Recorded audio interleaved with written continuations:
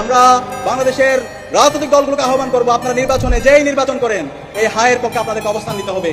কিন্তু আমাদের খারাপ লাগে, আমরা কষ্ট পাই। দীর্ঘ ফ্যাসিবাদ বিরোধী যারা আমাদের সাথে আন্দোলন করেছে, লড়াই করেছে, যারা মজলুম ছিল, তারা আজকে হায়ের বিপক্ষে অবস্থান নিচ্ছে। তারা ঘন্টার পর ঘন্টা বক্তৃতা দেয়, কিন্তু তাদের বক্তৃতার মধ্যে এই হায়ের পক্ষে তার ক্যাম্পেইন দেখতে পাই না। এটা পুরো জাতির জন্য লজ্জা। আপনারা যদি হায়ের বিপক্ষে অবস্থান নেন, 12 ফেব্রুয়ারি বাংলাদেশের জনগণ আপনাদের বিরুদ্ধে ব্যাপকভাবে প্রতিরোধ গড়ে তুলবে ইনশাআল্লাহ। আপনাদের অবস্থান পরিষ্কার করতে হবে। সারা দেশে বিভিন্ন জায়গায় বক্তৃতা দিচ্ছেন, কিন্তু এই বক্তৃতার মধ্যে হায়ের পক্ষে আপনাদের কোনো ক্যাম্পেইন দেখছি না। আপনাদের নেতৃবৃন্দ তারা নায়ের পক্ষে ক্যাম্পেইন নিচ্ছেন। এই নায়ের পক্ষে ক্যাম্পেইন নেওয়া মানে জুলাই শহীদদের আকাঙ্ক্ষার সাথে প্রতারণা করা। এই নায়ের পক্ষে অবস্থান নেওয়া মানে গত 16 বছরে বাংলাদেশে যে ফ্যাসিবাদ কায়েম হয়েছে, হাসিনার যে ফ্যাসিবাদী রাষ্ট্র প্রকল্প আছে, তার পক্ষে অবস্থান নেওয়া।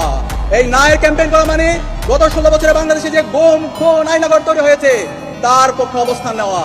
আমরা অনুরোধ করবো দ্রুত আপনাদের অবস্থান পরিষ্কার করেন।